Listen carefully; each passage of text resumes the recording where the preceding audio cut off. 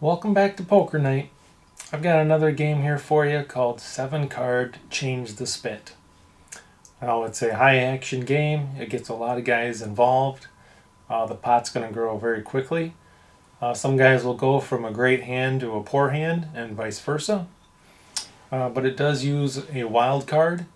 And make sure before you deal this game that you talk to the guys you're playing with and figure out if 5 of a kind is going to be the highest hand you can get.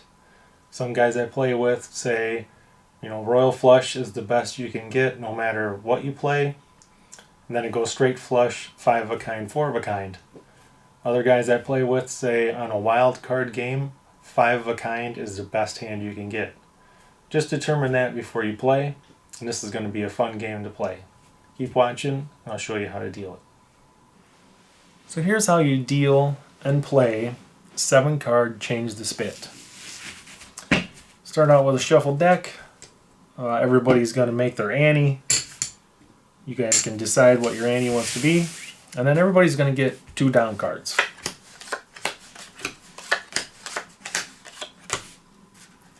Now to start the betting action, I like to go clockwise. So person clockwise next to dealer has first chance to bet. Oh, that's the whole cards he's showing. There's player 2, and there's dealer.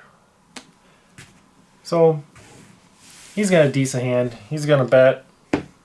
Everybody else is gonna call. And now you're gonna deal the up cards. Everybody gets 1 up card, and then the next card up goes to the center. This is the spit card, or the wild card. So right now, all 4s are wild. So it's called change the spit because anytime a pair shows up, then the spit card's going to change. So if the next card up is a 9, then the wild card's going to change. And I'll show you as we go along.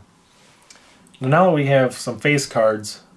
Highest card has a chance to bet first. So this guy's going to bet. Everybody else is going to call. And now you can deal the next up card. Since no pairs showed up, the 4 is still wild. And everybody can use this card, so technically you're going to have 8 cards to use to make a 5 card hand. So right now 10 is still high. He's going to bet, everybody else is going to call.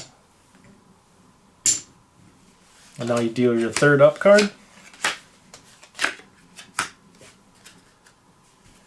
Since no pair showed up, the 4 is still wild.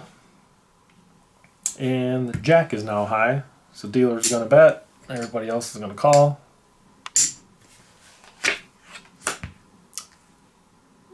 Now we have a pair of 9s on the board. So now the next card up is going to change the spit. Changes the wild card. So now 8s are wild. So now deal this guy is up card. Dealer gets an up card. Dealer just paired up jacks. So now the spit's going to change again. Now 3s are wild. But since all the up cards are now out, we know that 3s are going to stay wild. There's no chance on these changing again now that your 4 up cards are out. So right now, we have a pair, let's see, we have 3 jacks right here. This guy here has 4 9s showing. The best thing this guy here has is, it's like 3 10s. So with 3s being wild, this guy with 4 9s, it's his turn to bet. So of course he's going to bet. Everybody else is going to call. And now, here's the variation. You can decide if you want to play it this way or not. Sometimes I'll play it where the low spade in the hole is going to split the pot. So lowest spade down or lowest spade not showing, whoever has it, is going to get half the pot. That's one variation. Another variation is each person can decide whether they want their last card up or down. So if you want this wild card to change, you may say, I want my last card up. And hopefully a pair shows up. and the wild card changes. Now if you play it that way, I usually make each player pay double the ante. So let's say the ante was $1. If you want to choose your last card, you have to pay $1 to the pot. Otherwise, last card just stays down. Now, there's a benefit to the card staying down if you're going to play where the lowest spade in the hole splits the pot. So you can play this game a couple different variations, about 3 different variations I gave you there. So we'll just play it where this kind of the standard, the last card is down.